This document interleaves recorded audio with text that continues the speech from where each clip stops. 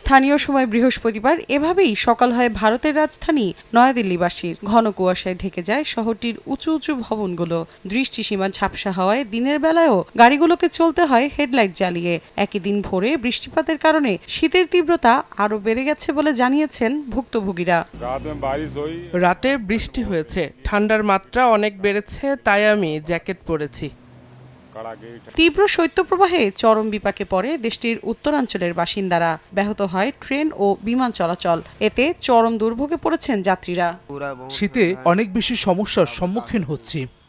প্রচণ্ড ঠান্ডায় সবচেয়ে বেশি কষ্টে দিন পার করছেন খেটে খাওয়া শ্রমজীবীরা। পরিবারের জন্য খাবার জোগাড় করাই কষ্টকর হয়ে দাঁড়িয়েছে তাদের জন্য। হাড় কাঁপানো শীতে শিশু ও বয়স্কদের প্রতি বাড়তি সতর্কতার পরামর্শ দিয়েছেন চিকিৎসকরা। মৌসুমী সাথী, সময় সংবাদ।